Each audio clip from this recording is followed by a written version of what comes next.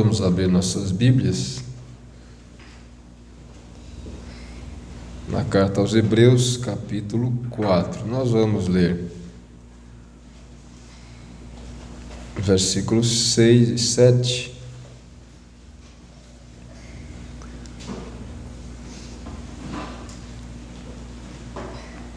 Nós temos tomado este capítulo 4 e vamos continuar nele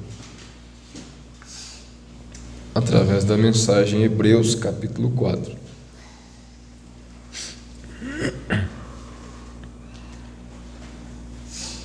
Aqui o apóstolo diz assim: visto, pois, que resta que alguns entrem nele, e que aqueles a quem primeiro foram pregadas as boas novas não entraram por causa da desobediência, determina outra vez um certo dia, hoje, dizendo por Davi, muito tempo depois, como está dito: hoje, se ouvirdes a sua voz, não endureçais o vosso coração. Isso está lá no Salmo 95. Então, muito tempo depois deles terem entrado em Canaã, lá está Davi dizendo: hoje, se ouvirdes a sua voz, não endureçais o vosso coração. Senhor, nós pedimos que o Senhor abençoe para nós esta porção, enquanto nós a tomamos da boca do profeta do Senhor, enviado a nós. Em nome de Jesus Cristo. Amém. Irmãos, podem assentar, nós vamos tomar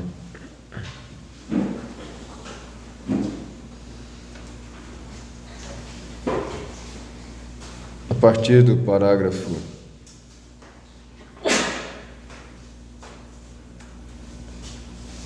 102 da mensagem Hebreus, capítulo 4.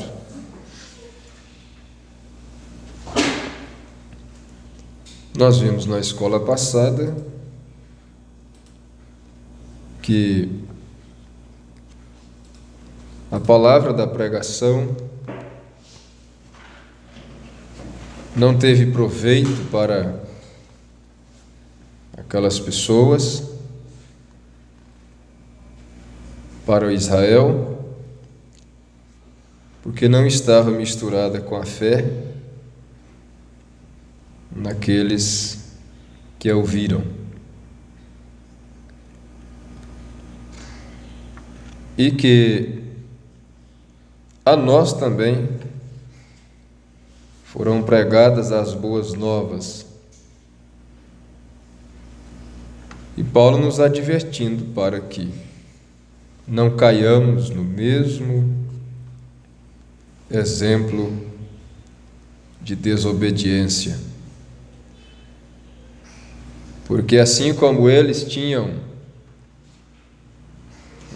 uma promessa, a promessa de um descanso, de uma terra, também nós temos. E diz: resta ainda que alguns entrem no seu repouso. Na verdade, se nós observarmos, nós vamos ver que a noiva da última hora, do último tempo, dos últimos dias, ela tem um ministério muito, como diria, muito singular, muito especial. que é a conclusão de tudo. Nós vamos entender que quando Jesus disse: "Eu sou o Alfa e o Ômega",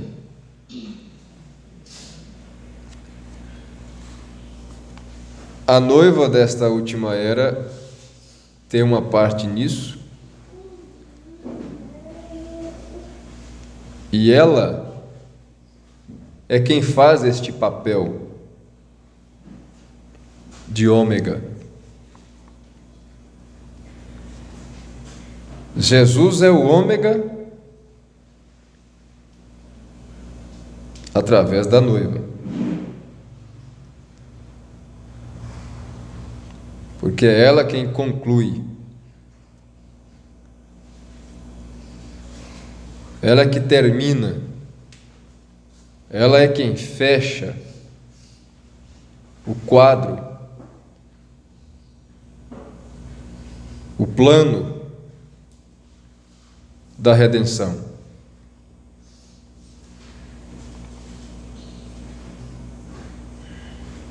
Ontem não deu tempo nós entrarmos na mensagem, a era de Esmirna, sobre caráter, formação do caráter. E ali o irmão Branham mostra como que de todo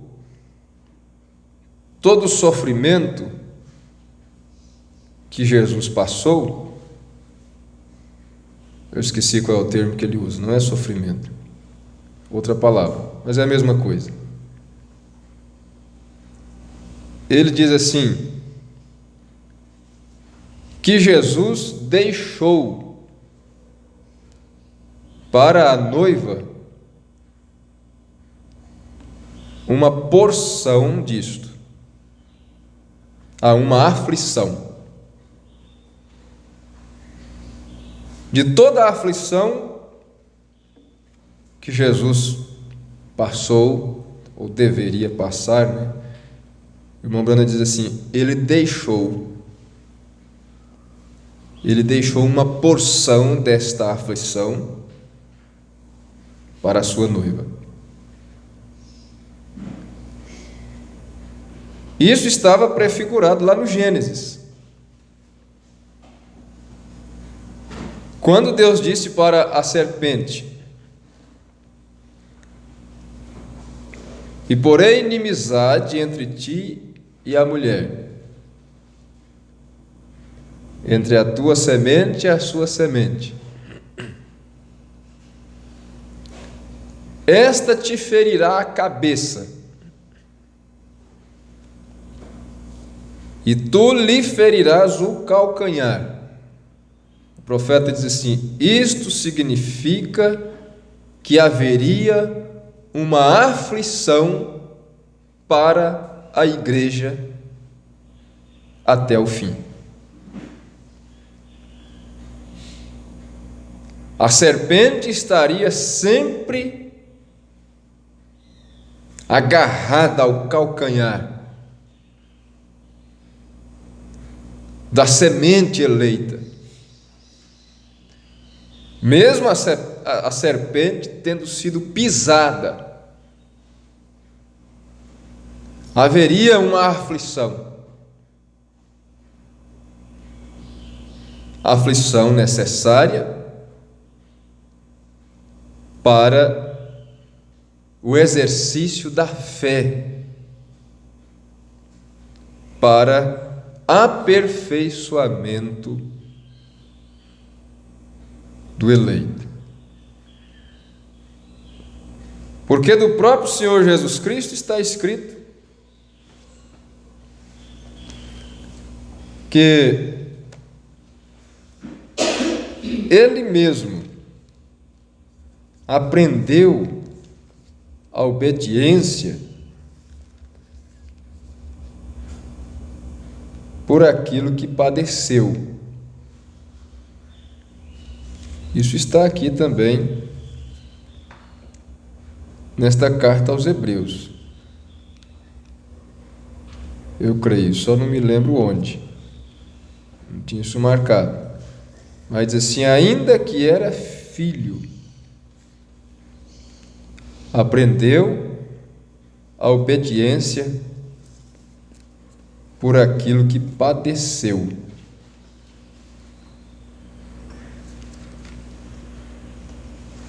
Talvez seja Hebreus 12, em algum lugar assim.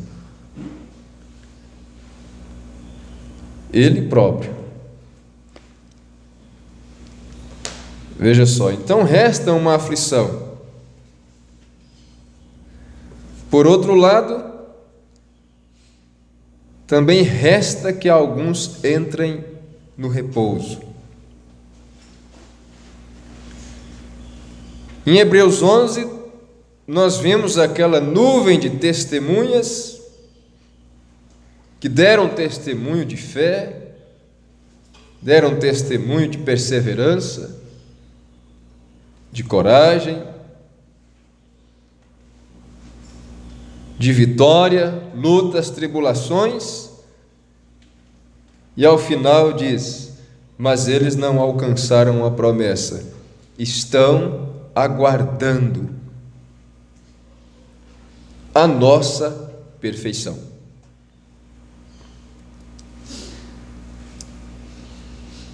Olha só que coisa. Então, tudo termina com a noiva do último dia.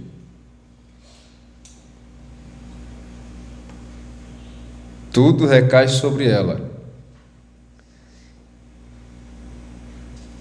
Ela termina o ministério de Cristo na terra. Perguntaram ao profeta: terá a noiva do último dia um ministério na terra? Se não me engano, está em perguntas e respostas sobre os selos. E ele disse: sim, ela terá um ministério. Porque ela é quem termina a coisa. Visto, pois, que resta que alguns entrem nele, e que aqueles a quem primeiro foram pregadas as boas novas não entraram por causa da desobediência. Agora no verso 7, que coisa! Eu digo que a Escritura é matematicamente inspirada. Eu digo que a Escritura é, e em todas as maneiras, inspirada. As matemáticas da Bíblia são perfeitas. Você observou os Estados Unidos e o número 13 em tudo que eles fazem? Você sabe que foram estabelecidos em 13 colônias? Você sabe que a bandeira primeiro tinha 13 estrelas em si? Você sabe que tudo que os Estados Unidos fazem é no número 13? Você sabia que isto aparece na Bíblia em Apocalipse 13? Claro, aparece. A pequena besta. E se você observar, até o versículo, se não me engano, é o 13. Olha lá em Apocalipse 13 para ver. Até o versículo é o 13.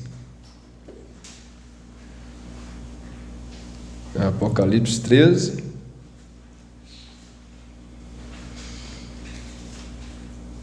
É, o verso 11, eu me enganei. Apocalipse 13, a besta que subiu da terra, versículo 11 em diante. No 13 ela faz grandes sinais.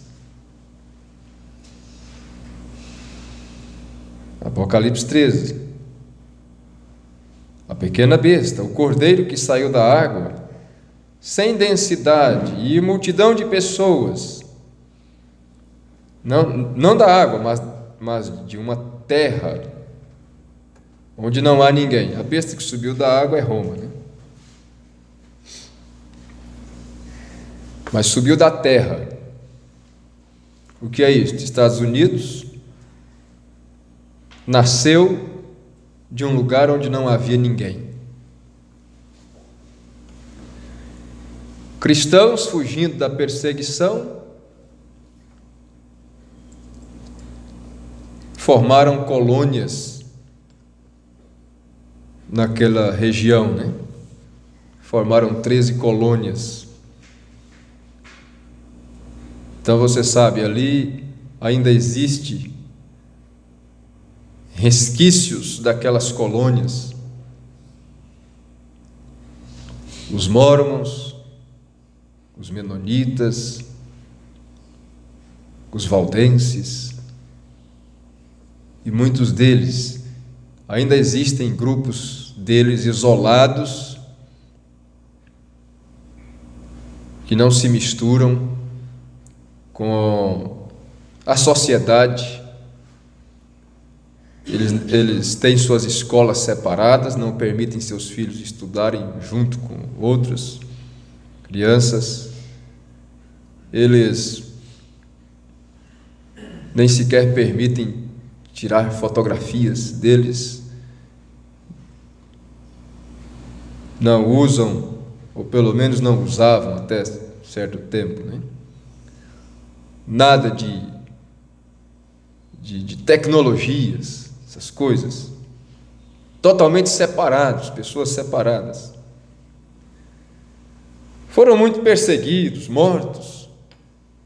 As pessoas atacavam, destruíam suas colônias, seus ajuntamentos, e eles fugiam para outro lugar e começavam tudo de novo.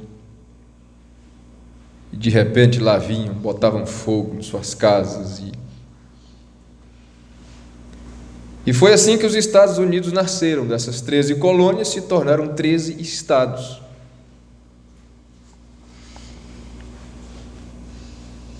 Se uniram, né? Daí Estados Unidos. Apesar de que cada estado tem suas próprias leis, suas próprias normas, porém são unidos por um objetivo, que era servir a Deus em liberdade. Mas o que aconteceu?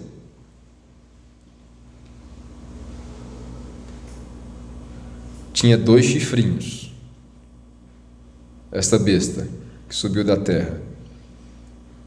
Poderes civis e eclesiásticos. E ele era um cordeiro. Liberdade de culto. E após algum tempo eles saíram juntos e ele falou como o dragão. O cordeirinho começou a falar como o dragão. E exercitou todo o poder que Roma teve diante dele.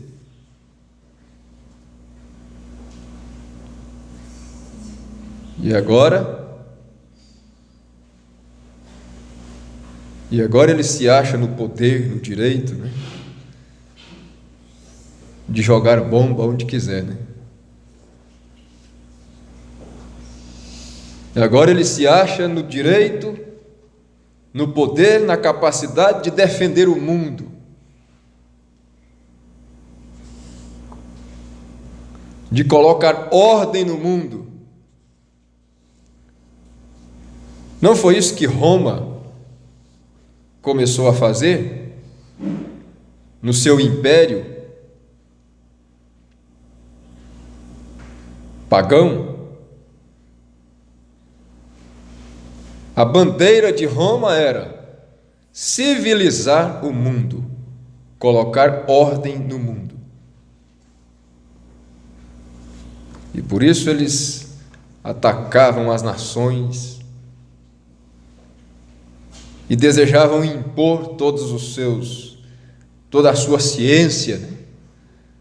Toda a sua forma de educação, de política e de religião em todas as nações. Veja, Após algum tempo, eles saíram juntos e ele falou como o dragão e exercitou todo o poder que Roma teve diante dele. E isto está chegando à nossa nação. Naquele tempo, isso 1957, estava chegando lá. Não é de se admirar que hoje eles podem fazer o que fazem, né? Você anote isso. Observe a confederação de igrejas e os católicos se unirem. E observe o que acontece. É a Bíblia se cumprindo. São as profecias se cumprindo.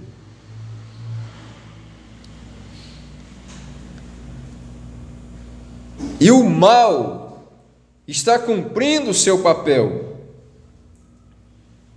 perfeitamente, como está escrito deles. Aí vem a pergunta: e onde está o bem?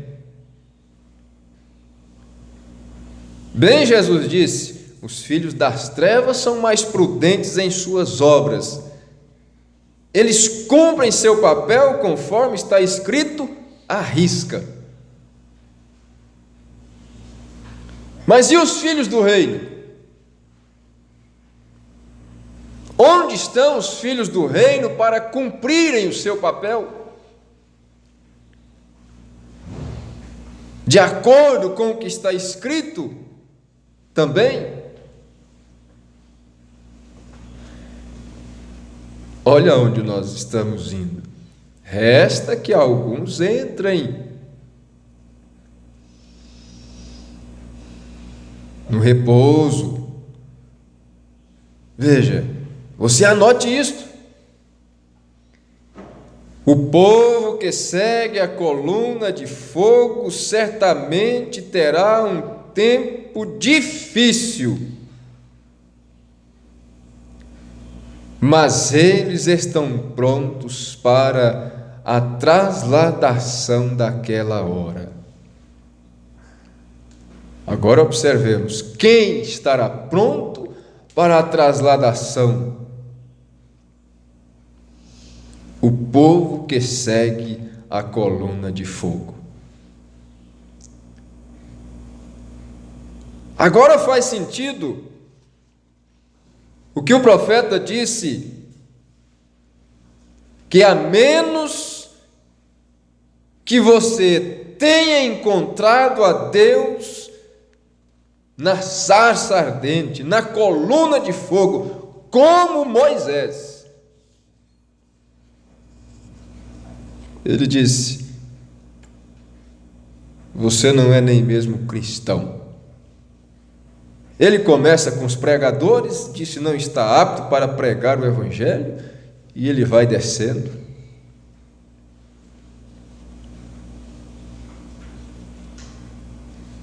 E por fim ele faz a grande afirmação: este tabernáculo precisa de uma matança que comece no púlpito e vá até ao zelador, até ao porteiro.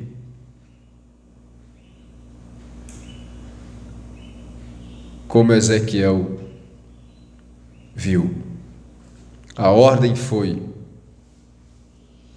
ide e matai homens, mulheres, todos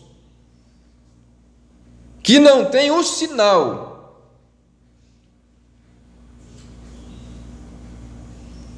e começai pelo meu santuário. Mas o povo que segue a coluna de fogo, o povo que anda na luz de Deus, mas se andarmos na luz, como Ele na luz está, temos comunhão uns com os outros, e o sangue de Jesus Cristo, seu Filho, nos purifica de todo pecado. O povo que segue a coluna de fogo certamente terá um tempo difícil, mas eles estão prontos para a trasladação daquela hora. Isto é certo, prontos para ir. Pois o Cordeiro os venceu, disse a Bíblia, e aqueles que o seguiam eram chamados, eles foram chamados de eleitos e de fiéis, o eleito de Deus. Para não entrar naquela profecia agora, então podemos seguir em frente com isto. Ouça atentamente o capítulo 7, eu quero dizer, capítulo 4, versículo 7. 7 é o número da perfeição, 3 é o número da vida, 7 é o número da perfeição, e isto traz o sábado completo. Sábado, descanso. Pega aí a mensagem, perguntas e respostas sobre Gênesis, se não me engano, a partir do parágrafo 153, ele explica o sábado de descanso. E outra vez, recordem, ele falou, Deus, desta maneira, então ele falou da lei assim, e então, outra vez, ele determinou um dia, o terceiro dia, a terceira vez, determina outra vez um certo dia, dizendo, ou hoje, dizendo por Davi muito tempo depois, como está dito, hoje, se ouvirdes a sua voz, não endureçais os vossos corações. Veja, se Josué lhes houvesse dado repouso no sábado, Josué estabelecendo Israel na terra, não falaria depois disso de outro dia.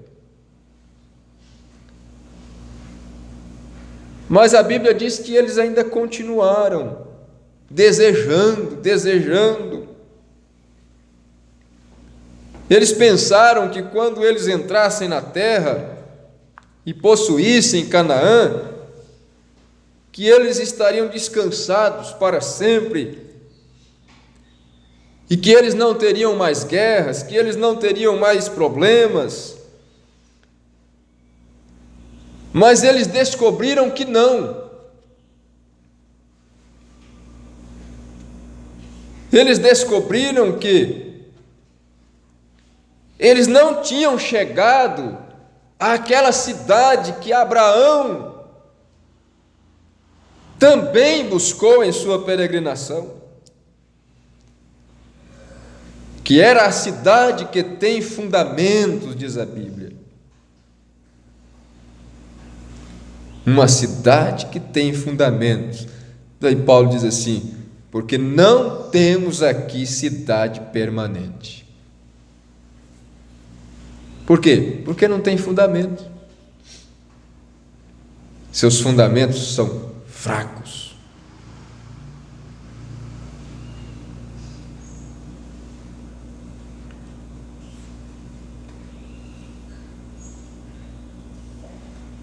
Cadê? Deixa eu voltar aqui.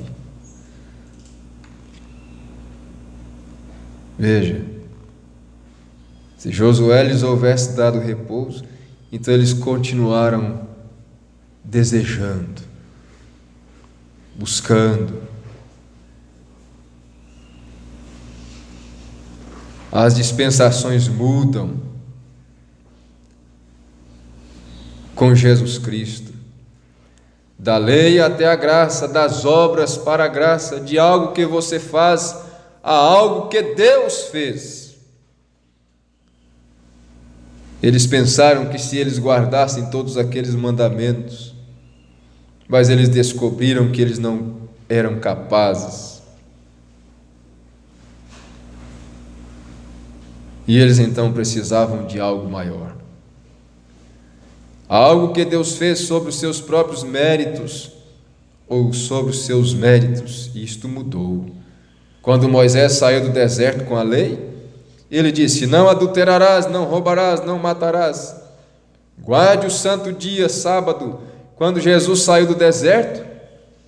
Quando Moisés veio, o diabo o tentou. Logo que o diabo tentou, ele deu atenção a isto. Moisés tinha um ponto fraco. Quantos sabem qual era ele? O temperamento. E a Bíblia diz assim: e era muito manso o varão Moisés. Todavia, ele tinha um ponto fraco, que era o seu temperamento. Ele era manso, porém ele se explodia às vezes.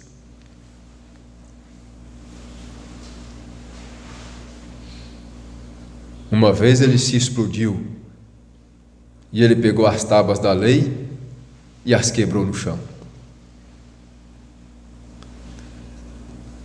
Outra vez ele se explodiu de novo e ele pegou a vara e bateu na rocha.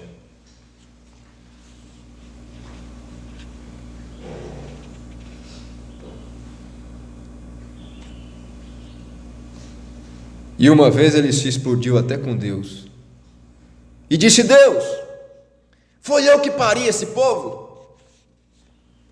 Para o Senhor colocar todo mundo nas minhas costas? Ele usou essa expressão. Interessante que quando ele estava lá no monte, que o povo fez o bezerro de ouro lá embaixo e começou a fazer festa,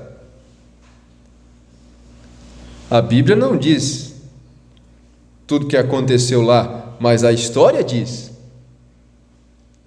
Dizia: as mulheres pisaram uvas do deserto e fizeram vinho e se embriagaram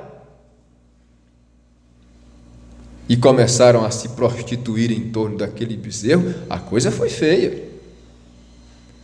Pensa que Moisés chegou lá, eles estavam apenas em uma adoração de um ídolo? A coisa estava uma Sodoma pura.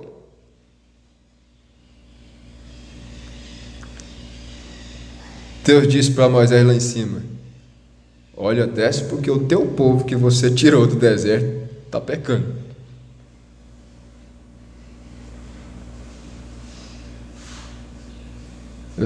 Moisés, em outras palavras, virou para Deus e disse: o meu povo? Enquanto ele estava lá, era povo do Senhor. O Senhor me chama lá na sarça e diz assim: ó, vai, porque tenho ouvido o clamor do meu povo. Agora, depois que está no deserto, aí é o meu povo. E Moisés se explodiu com Deus. Como Deus nos coloca em testes e faz coisas e nos dá razões. Deus dá razões para perder o equilíbrio. Ele permite, Ele permite a tentação no deserto, e essa foi uma tentação para Moisés, e ele tinha o seu temperamento.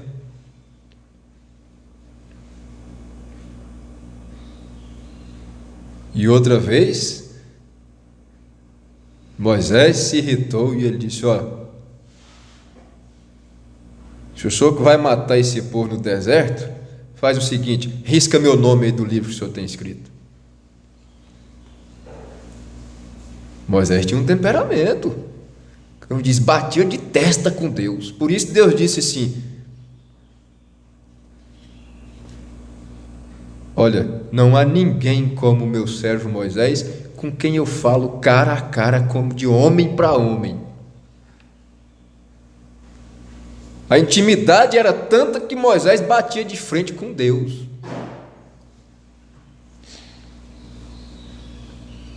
É claro que ele pagou o preço por isso, não entrou em Canaã.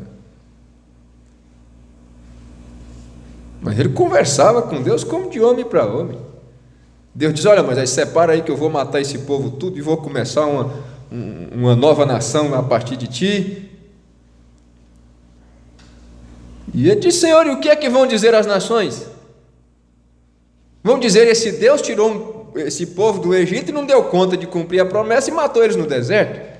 Olha, faz o seguinte: o Senhor vai matar esse povo, risca meu nome daí. Em outras palavras, eu estou fora. Se o Senhor começou uma coisa e não vai terminar, eu estou fora disso.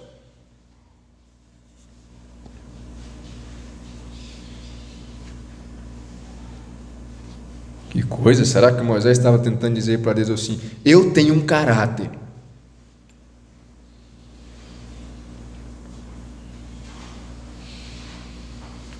Moisés tinha um temperamento. E logo que os viu adorando o bezerro de ouro, ele jogou no chão os mandamentos, quebrou, te mostrando que aquele sacerdócio seria quebrado. Agora tinha lá um propósito no quadro. Ele tinha que fazer aquilo, mostrando que aquele sacerdócio seria quebrado.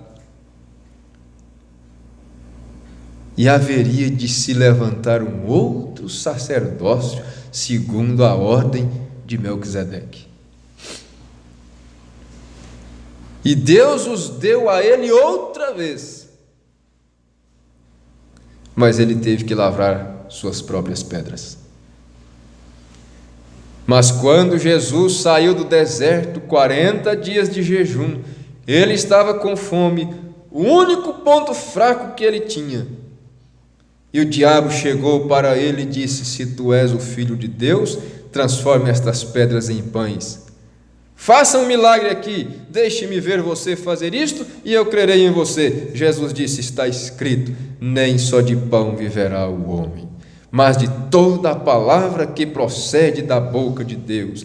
Ele sabia que não encontraria Moisés ali, pois ele foi para a palavra. O levou até o pináculo do templo, disse: se tu és o Filho de Deus, lança-te daqui embaixo. E citou a Escritura, disse: está escrito.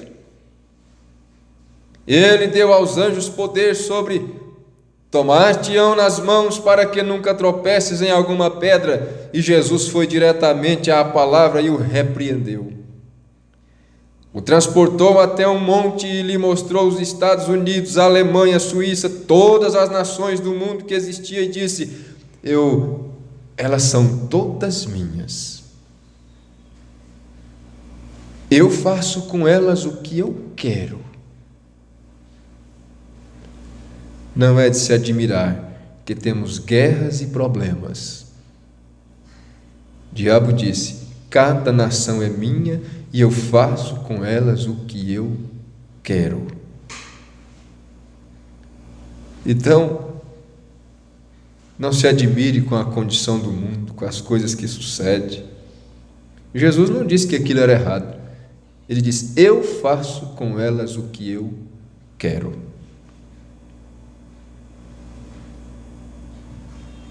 Provoca inimizade, faz um matar o outro e os colocam para fazer acordos, aí faz o outro quebrar um acordo. Irmã Brana diz assim, se não me engano, na mensagem Dia da Vitória, ele diz: são demônios lutando contra demônios.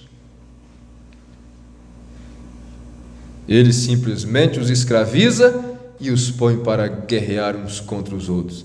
Era o que Roma fazia. No Coliseu, suas festas,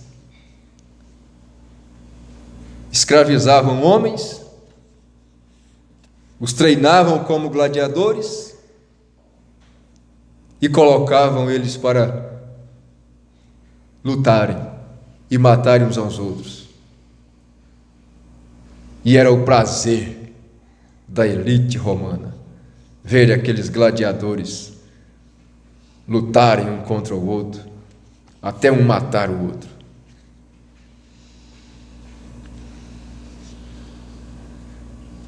Todo tanto que pensar que essa Roma é satânica. ainda não é suficiente. Eu faço o que eu quero com elas. Disse, eu faço com elas. Não é de se admirar que as mulheres se vistam e segue com isto pela lei. Todos eles são governados pelo diabo.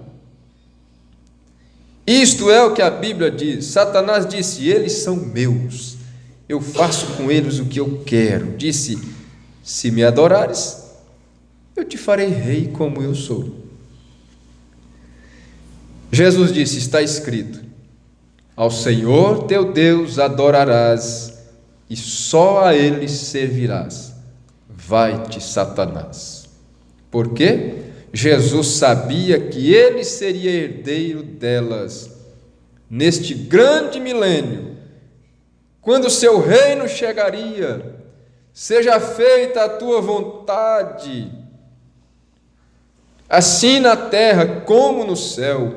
Ali não haverá mais usos de shorts, não haverá mais bebedeiras, não haverá mais cobiça, não haverá mais adultério, não haverá mais morte, não haverá mais tristeza. Ele será herdeiro de cada nação. Elas são suas, isto é certo, eles são seus, e ele será herdeiro, mas Satanás os terá por um período de tempo, isto é, o dia em que estamos vivendo. Mas determinou um dia, dizendo, hoje, muito tempo depois, não endureçais os vossos corações, porque se Josué lhes houvesse dado repouso, não falaria depois disso de outro dia. Meu irmão adventista, veja isto. Paulo aqui disse, e Paulo disse em Gálatas 1,8, se você está anotando as escrituras, Gálatas 1,8, se um anjo vier do céu e pregar qualquer outro evangelho além deste, que tenho pregado, que seja anátema. Paulo disse, se Josué lhes tivesse dado o dia de descanso, bem, veja, quando ele desceu da montanha, ele desceu então, ele havia vencido o diabo, ele foi ungido, pronto para seu ministério. Ele disse, você os ouviu dizer àqueles do passado, não matarás, eu lhes digo, aquele que se irar com seu irmão sem uma causa, já o matou. Você os ouviu dizer, aqueles do passado, este dia, os guardadores de sábado, você os ouviu dizer lá atrás, aqueles do passado, estamos debaixo da lei, não cometerás adultério, tinha que ser um ato para a culpa, mas eu vos digo, que quem olhar para uma mulher e cobiçá-la, já cometeu adultério com ela em seu coração. Diferente, passou diretamente por aquele quarto mandamento. Veja só, quando Jesus começou a falar destas coisas, ele não falou do sábado. Ouvistes o que foi dito, ouvistes o que foi dito, e foi falando, e ele pulou o quarto mandamento. Mas deu ele a eles descanso? Jesus sempre fez esse tipo de coisa, de propósito, para que muitos fossem confundidos. Por isso tem que ser profeta, para que somente através do profeta estas coisas sejam mostradas. Nós podemos ler em São Mateus capítulo 6, é isso, as bem-aventuranças.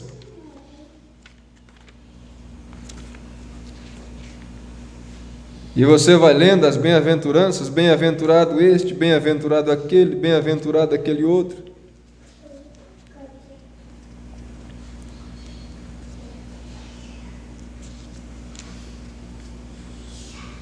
É 6, é o 5, né?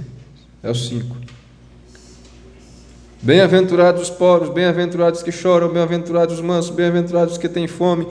E ele falou de todas essas bem-aventuranças. Mas houve uma bem-aventurança que ele não falou ali. Ele pulou uma. E ele deixou aquilo.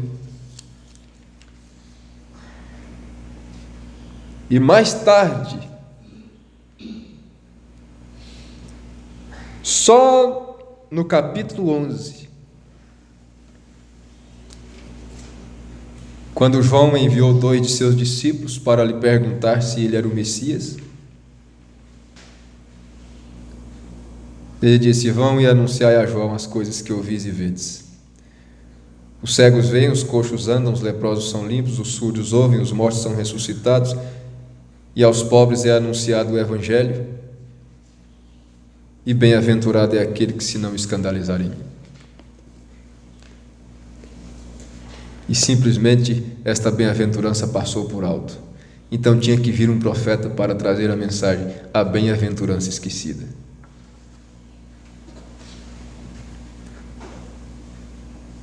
E Jesus falou de todos os mandamentos, diz: ouvistes o que foi dito aos antigos, ouvistes o que foi dito aos antigos, e ele pulou o 4º mandamento. E eles não perceberam que também no capítulo 11, por incrível que pareça,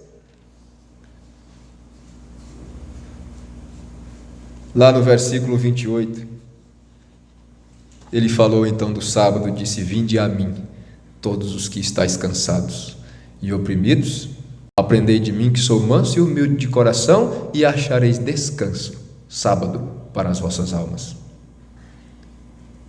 E isto passa por cima da cabeça dos sábios e entendidos. Veja, diferente, passou diretamente por aquele 4º mandamento, não fez menção dele, mas deu ele a eles descanso. Vamos ver o que ele disse. Davi disse: após tanto tempo viria um perfeito descanso. Deus descansou de suas obras no 7º dia. Deus abençoou o dia do sábado e o deu aos judeus no deserto desta maneira. Eles entraram por causa da incredulidade, ou não entraram, porque a palavra não misturou com a fé. E outra vez determinou um dia, dizendo por Davi, muito tempo depois, centenas de anos depois que Davi morreu: o filho de Davi se levantaria, o qual é Jesus, e se ouvirem a minha voz, não endureçam os corações. Preste atenção nisso. Não endureçam os ouvidos, não endureçam a mente, não endureçam os corações. O profeta diz: Deus fala ao coração. Você quer ouvir a voz de Deus? Você tem que ouvi-la no coração. Aí está uma grande coisa para nós: aprender a discernir o que o coração está dizendo e o que a nossa cabeça está dizendo. Agora observe o versículo 9 agora, para vocês que estão lendo. Josué lhes houvesse dado repouso, verso 8, e ele falaria depois disso de outro dia: se tivesse que haver um sábado, se tivesse que guardar o domingo, então ele teria falado sobre isto. Se dissesse: agora não existe mais sábado, não precisa mais guardar o 7º dia, pois eu quero que vocês guardem o domingo, ele teria isto, ele diria isto. E foi perguntado para o irmão Brana: há alguma escritura que nos mande guardar o sábado ou o domingo? Perguntas e respostas sobre Gênesis. E ele disse: não. Nós não temos mandamento algum para guardarmos nem sábado nem domingo. Ele diz: nós nos reunimos no primeiro dia da semana porque os discípulos faziam assim. Os apóstolos se reuniam no primeiro dia da semana, e eles partiam o pão no primeiro dia da semana, e todas estas coisas. Mas não temos mandamento algum. Nós o reverenciamos por ser o dia da ressurreição, mas não temos mandamento algum sobre isso. Veja, agora não existe mais sábado, não precisa mais guardar o 7º dia, pois eu quero que vocês guardem o domingo. Não, ele diria isto, mas ele não disse: Paulo diz que ele o faria, ele teria dito: vocês todos têm que adorar o domingo, este será o descanso. Bem, se ele quisesse que guardasse o sábado, ele teria dito: simplesmente continuem guardando o sétimo dia, mas agora eu quero que vocês guardem o domingo, o oitavo dia. Não, ele nunca disse isto. Ele disse: se Josué lhes tivesse dado um dia, não teria ele falado disto? Agora observe o 9, fique preparado. Portanto, resta ainda um repouso para o povo de Deus, a guarda do sábado para o povo de Deus, porque aquele que entrou no seu, aí ele diz entre parênteses, Cristo, repouso. Ele próprio repousou de suas obras como Deus das suas no sábado. Vêem isto? Agora vamos tomar algumas escrituras e sustentar isto. Está bem. Quando Deus fez o mundo em 6 dias, ele descansou no 7º dia e nunca mais trabalhou. Bendito seja o nome do Senhor. Ele construiu o mundo, colocou a criação sobre ele e foi descansar. E nunca voltou outra vez para construir mais nenhum outro mundo. Aí é que está a coisa, né? Mas guarda o 7º dia e depois volta a trabalhar novamente? Não faz sentido. Ele terminou as obras e foi descansar. A Bíblia não diz que ele descansou no 7º dia e voltou a trabalhar no 8º. Agora aquilo, após aqueles 1000 anos, então veio o pecado. Então Cristo foi representado, o Cordeiro foi representado. Agora foi dado isto aos judeus como um tipo do 7º dia de descanso. Agora ele determinou outro dia, dizendo por Davi, muito tempo depois, outro descanso está vindo. Agora o que é aquele descanso? Vamos ver comigo em Mateus capítulo 11. E a última parte do capítulo 11 de São Mateus. Foi aí quando Jesus terminou o seu sermão no monte. E você verá o que ele disse. Olha só. Foi aí onde Jesus terminou o sermão. Tem que ver o fim da coisa. Tem que ver o fim da coisa. E você verá o que ele disse. Ele disse: quem olhar para uma mulher e cobiçá-la, já cometeu adultério com ela em seu coração. Quem ficar irado com seu irmão sem uma causa, já matou seu irmão. Todas estas coisas, e ele nunca tocou naquele 4º mandamento, aquele sábado. Agora ele está terminando, e o sábado é a grande promessa de Deus, é um repouso. Agora observe aqui, quando ele estava terminando as bem-aventuranças bíblicas, aqui ele diz no versículo 27 do capítulo 11 de São Mateus, onde ele estava ensinando as bem-aventuranças, no capítulo 5, todas as coisas foram entregues em minha mão, a mim, por meu Pai, e ninguém conhece o Filho a não ser o Pai.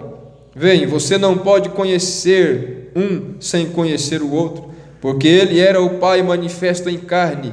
Ninguém conhecia o Pai, exceto o Filho. Parece que as pessoas podiam ver aquilo e não discutiam, claro.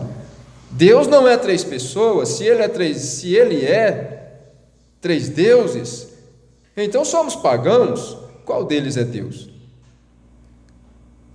Eles são todos 3, um Deus. São 3 ofícios do mesmo Deus. Ele era o Pai na forma de Espírito Santo naquela coluna de fogo no deserto. Ele era o Filho quando ele usava o ofício de filho. Um pouco mais e o mundo não me verá mais. Eu partirei e voltarei outra vez e estarei convosco mesmo em vós até o fim do mundo. Vem? Ele é a paternidade, o Filho e o Espírito Santo também. É tudo o mesmo Deus operando em 3 ofícios diferentes: paternidade, Filho e Espírito Santo. Nunca. 1 João 5,7 diz: são 3 os que testificam no céu: o Pai, o Filho, o Espírito Santo, e estes 3 são um. Tomé lhe disse: Senhor, mostra-nos o Pai, e isto nos satisfará. Ele disse: estou há tanto tempo no vosso meio e não me conheceis, Disse: quando vem a mim, vem ao Pai. E por que dizeis: mostra-nos o Pai? Agora os unicistas tomaram isto, o grupo de pessoas da unidade tentam fazer o Pai, Filho e Espírito Santo simplesmente um ofício e em um lugar, e como seu dedo, um. Isto está errado. Jesus não poderia ser seu próprio Pai. Se ele fosse, então ele, como poderia ele ser o seu próprio Pai? E se Deus é um homem, separado do Espírito Santo, ele teria dois pais, pois a Bíblia diz que o Espírito Santo fez sombra sobre Maria e ela concebeu, e a Bíblia diz em Mateus 1,18 que o que nela está gerado é do Espírito Santo. Então, qual é o seu pai? O Espírito Santo ou Deus? Ambos o mesmo Espírito. Ou ele teria um nascimento ilegítimo através de dois espíritos? Isto é um dogma católico, e isto nunca foi ensinado na Bíblia. E Martinho Lutero trouxe isto com bastante do outro catolicismo que está na igreja luterana. Wesley seguiu em frente com isto continua seguindo em frente, mas é um erro, não é a verdade, nunca foi. Isto nunca foi uma doutrina bíblica, isto nunca foi um mandamento na Bíblia, ensinar três deuses. Há um Deus. Jesus disse: ouve, ó Israel, eu sou o Senhor teu Deus, um Deus, não três deuses. Na África, eles batizam uma vez para o Pai, uma vez para o Filho e uma vez para o Espírito Santo. Então chega um pobre judeu e diz: qual deles é o seu Deus? Qual deles é o Pai, o Filho ou o Espírito Santo? Eles são todos três, um. A Bíblia diz que ele é um. Jesus era a casa no qual Deus habitava. A Bíblia diz isto em 1 Timóteo 3,16, sem controvérsia. Isto é argumento, sem argumento algum. Grande é o mistério da piedade, pois Deus foi manifestado em carne, visto pelos anjos, recebido, pregou, crido e recebido na glória. Era Deus. A Bíblia diz: seu nome será chamado Emanuel, que significa Deus conosco. A Bíblia disse isto. Jesus, nele habita corporalmente toda a plenitude da divindade. Como tivemos isto outra noite, Deus no princípio era Espírito, e então de Deus saiu o Logos, ou a teofania, que era uma forma de um homem chamar o Filho de Deus, prefigurado. Ele veio à terra em um corpo de carne, mesmo antes dele entrar em Jesus Cristo. Agora observe isto, de uma só vez, irmão, eu te provarei isto. Quando Moisés o viu, ele disse: deixe-me ver a tua forma, Senhor. E Deus escondeu-lhe numa rocha, e quando ele passou, ele disse: era as costas de um homem. Aquilo era aquela teofania, exatamente. Então aquela teofania teve que se fazer carne. Não outra pessoa, mas a mesma pessoa teve que se tornar carne para tirar o ferrão da morte. Como a abelha, quando ela ferrou, ela deixa um ferrão, e ele nunca deixou aquilo. Ele podia colocar um ferrão na carne humana por causa do pecado, mas, irmão, quando ele ferrou a carne de Emanuel, ele perdeu seu ferrão. Sim, Senhor. Ele pode zumbir, mas ele não tem mais ferrão. Não é de se admirar que Paulo disse, quando eles foram cortar sua cabeça, disse: ó morte, onde está o seu ferrão? Você pode zumbir e ferroar o quanto quiser, sepultura, onde está a sua vitória? Mas graças a Deus que nos dá a vitória através de Jesus Cristo. Aí está você. Precisou de Deus mesmo para fazer isto. Ele veio e foi manifestado em carne, ele voltou em espírito. Você diz: irmão Brana, você nunca nos disse ainda, ou quando Deus foi feito carne antes dele vir em Cristo. Quando Abraão estava sentado debaixo de sua tenda um dia, ali vieram dois anjos, e Deus chegou para ele em carne humana. Eles tinham poeira em suas roupas e estavam cansados, e eles se assentaram. E Abraão saiu e separou um novilho de sua mãe e o matou, e fez costelas do cordeiro. Saiu e apanhou, pediu Sara para apanhar um pouco de farinha de milho, e a peneirou e fez um pouco de pão de milho e apanhou um pouco de manteiga da vaca e um pouco de leite e levou aquilo lá fora e preparou, e Deus comeu aquilo. Aleluia! Deus comeu aquilo, diz o profeta. Esta é a razão. Minha fé olha para ti, tu, Cordeiro do Calvário. Você acha que isto é uma grande coisa para Deus? Deus, o qual fez todo o potássio e cálcio e tudo no mundo, ele desceu para visitar Abraão. Ele disse: você acha que eu esconderei isso de ti? Vendo que tu és o herdeiro do mundo? Amém?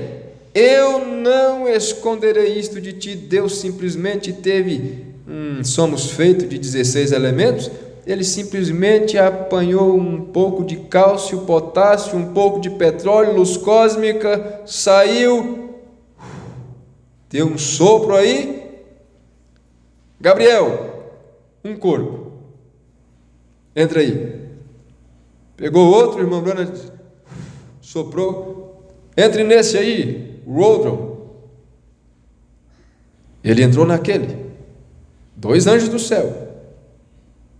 Deus inclinou e encheu a mão daquilo, e ele mesmo entrou naquele outro.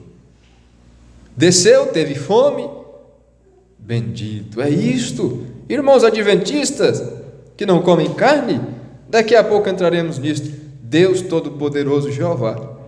Descubra se aquele mesmo nome não está traduzido ao mesmo na sarça ardente. Aleluia! E quando ele parou na terra, ele disse: antes que Abraão fosse, eu sou. Aquele mesmo na sarça ardente. Isto é certo, Elohim. Veja, se isto não é o mesmo. Era ele quem estava na sarça ardente.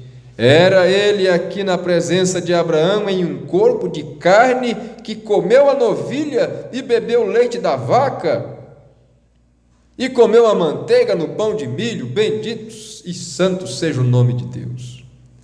Desceu ali e disse: não deixarei. E ele tinha as suas costas viradas. Ele disse: Abraão, eu vou te visitar e você trará aquela criança. Você está com 100 anos de idade agora e Sara 90. E Sara na tenda riu. Ele disse: o que fez Sara rir? Atrás dele, a tenda estava entre eles. Abraão disse: Sara, você riu? Sara, você está rindo aí? Não, nunca. Disse: sim, você riu. Que tipo de telepatia é esta? Que tipo de leitura mental era aquela? Ele fez o mesmo hoje. Ele faz o mesmo hoje. Ele é Jeová Jiré, Jeová Rafa, o mesmo ontem, hoje, eternamente. Ele nunca falha. Veja ele, ali está ele. Veio andando e falou com Abraão e desapareceu na sua frente. E o grande patriarca Abraão disse que ele falou face a face com Deus, Elohim, o mesmo Deus. Você entendeu isto? Não 3 pessoas, irmão. 3 ofícios da mesma pessoa. No princípio era o mesmo. Ele era aquela grande fonte do Espírito, onde toda a verdade, todo o amor, toda a paz, tudo que era puro estava nesta fonte. Ela começou a formar um corpo, uma teofania, o tipo de corpo que teremos. Não um corpo glorificado, mas um corpo angelical, tem aspecto e forma. Cada vez que eu vejo uma árvore, eu penso: aquela árvore é um negativo, há uma positiva em alguma parte. Aquela árvore foi feita de algo, uma inteligência a fez, e tudo que esta terra faz é um reflexo do celestial. Por isso o irmão Brana diz na mensagem, separação da incredulidade, se eu não estou enganado. Ele diz: o verdadeiro crente, ele faz como se faz no céu. Ele não tem esse negócio de cultura. Há alguns até pregadores da mensagem que querem defender cultura. Mas essa é a cultura. Essa é a cultura do Estado, essa é a cultura da nação. Certas vestimentas, certos ritmos de músicas e coisas.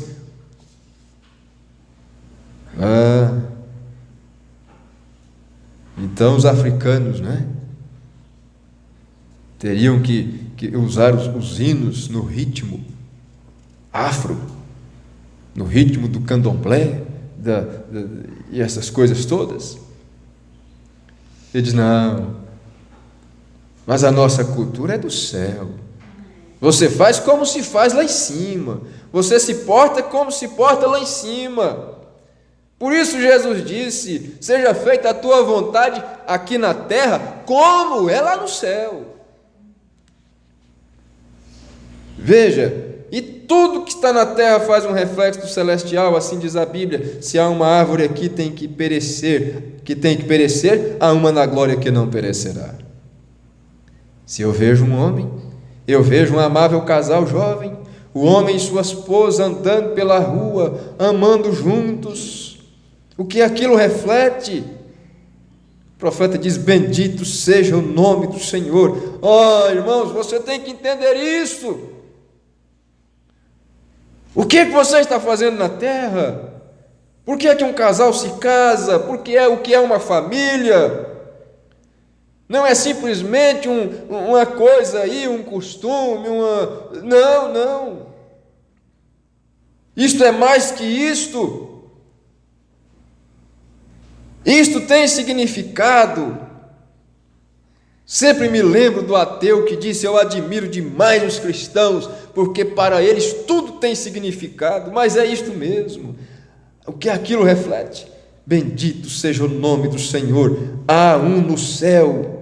Ele está falando de um casal agora. Há um no céu que nunca perecerá. Se este tabernáculo terrestre for dissolvido, nós já temos um esperando, a teofania. Então você apanha a Trindade, o grande Espírito habitando no Filho Jesus, Jesus habitando na igreja.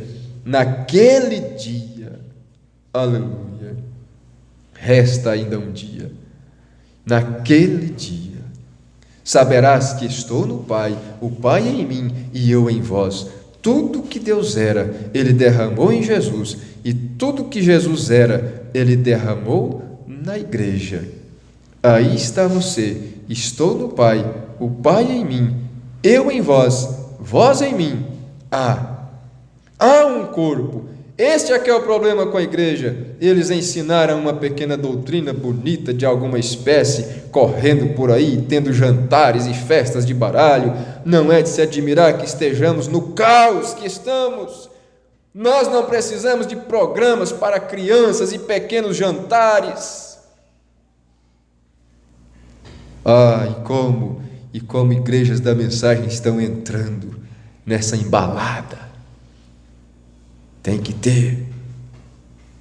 ter programas para as crianças, tem que ter um pouco de diversão, tem que ter isso, tem que ter aquilo, tem que ter programa para... Olha esse negócio, olha isto, tem que ter um lazer, tem que...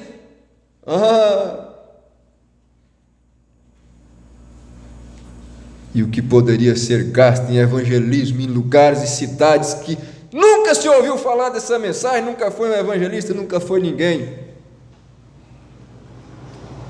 É gasto com lazer, com programas, porque a era está tão pesada e nós temos que ter um pouquinho e tal. Olha esse negócio. O que precisamos é do velho, rude evangelho de homens de fé, com espada pendurada e desafiando. O que precisamos hoje, não alguma teologia bonita e alguma teoria batida e feita pelo homem. Nós precisamos do rude evangelho pregado lá na cruz e no poder e demonstração do Espírito Santo. Observe aqui agora como ele diz. Ele determinou outro dia, dizendo por Davi: se Josué lhes houvesse dado repouso, ele não falaria depois disso de outro dia. Portanto, resta ainda um repouso para o povo de Deus, porque aquele que entrou no seu repouso, ele próprio repousou de suas obras, como Deus das suas. Agora onde vamos ler? Mateus 20, capítulo 11, verso 27. Todas as coisas que o Pai me entregou, ou melhor, tem que parar, me foram entregues por meu Pai. E ninguém conhece o Filho senão o Pai, ninguém conhece o Pai senão o Filho, e aquele a quem o Filho quiser revelar. Vem, não é o tanto que você aprende e o quanto o bispo quer que você saiba, é o tanto que Deus quer que você saiba. Se você não pode ver esta revelação, não peça ao bispo, peça a Deus. Não peça ao seu pastor, peça a Deus. O Filho revela, ele, pronome pessoal. Ouçam, isto te chocará, aqui está o mandamento. Paulo diz, se ele tivesse deixado outro dia, ele teria falado disso, mas aqui está o que ele disse: vinde a mim, todos os que estão cansados e oprimidos, e eu vos aliviarei. O sábado, tomai o meu jugo e aprendei de mim, pois sou manso e humilde de coração, e encontrareis sábado para as vossas almas, pois o meu jugo é suave e o meu fardo é leve. Observe que Paulo diz, se Josué lhes houvesse dado repouso, ele teria falado depois disto de outro dia. Mas ele determina um dia dizendo, Davi, muito tempo depois, quando ouvirdes a sua voz, não endureçais os vossos corações, portanto resta ainda, ouça o verso 9, portanto resta ainda um repouso, o sábado para o povo de Deus, porque aquele homem ou mulher que entrou no seu repouso, vinde a mim todos aqueles que estão cansados e oprimidos, e eu vos aliviarei, repousou de suas obras, como Deus das suas, um repouso eterno, permanente, não é para repousar hoje e amanhã e ficar cansado. Guarda o sábado, no domingo vai trabalhar cansado de novo, no outro sábado está cansado de novo, mas o repouso de Deus não é assim. Deus repousou no sétimo dia e nunca mais voltou a trabalhar nas suas obras. Nunca mais Deus criou nada. Ele repousou no dia sétimo e pronto. Acabou. Terminou suas obras. Não diz que Deus voltou a trabalhar e tornar a fazer e criar. Não. Deus foi lá, repousou, descansou um pouquinho e voltou e continuou fazendo. Não. Repousou e repousou. Descansou. E aquele que entra em Cristo repousa de suas obras. Nunca mais consciência de pecado, nunca mais desejo de pecado, ele simplesmente descansa e anda na luz de Deus, segue a coluna de fogo. Ele não tem preocupação com o dia de amanhã, não está solícito do que haverá de comer ou de vestir, ou disso ou daquilo, ele simplesmente segue a luz. E por onde ela o guia, ele vai. E conforme ela o conduz, ele a segue. Sim, Jesus disse, as minhas ovelhas ouvem a minha voz e simplesmente me seguem para onde eu vou. Aleluia. O Senhor nos ajude a compreender estas coisas e nos dá mais vida e força e fé através disto. Grande Deus, Pai bendito, a Tua palavra é simplesmente maravilhosa para os nossos seres, para os nossos corações. Como nós podemos pensar em todas estas profundezas, ó Pai, que pessoas nos convenceram, como nós devemos estar tão confiados e aprofundados em Ti, ó Pai, envolvidos com a Tua palavra, envolvidos com a vinda do Senhor, envolvidos com a mensagem, ou envolvidos nos grandes mistérios de Deus, saindo deste mundo raso, destas coisas baixas aqui e entrando nas profundezas das coisas eternas, porque isto é simplesmente bom, maravilhoso e traz um descanso tal para o nosso ser. Como nós podemos, ó Pai, estarmos descansados nisto, como isto é um alívio para os nossos fardos, para as nossas preocupações, para as nossas decisões, para as nossas necessidades humanas aqui,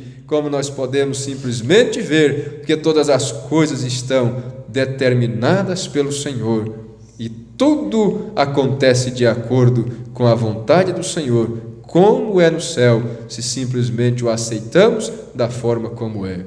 Conceda a Tua graça uma vez mais, nós te pedimos no nome do Senhor Jesus Cristo. Abençoe, ó Deus, o restante deste dia para cada um, e que possamos voltar à tarde para partirmos o pão juntos, e assim prosseguirmos conforme o Senhor nos tem ordenado a fazer. Com fé em nossos corações, a fé que vence o mundo, Em nome de Jesus Cristo. Amém. Amém. Deus continue com cada um até a tarde, se o Senhor nos permitir.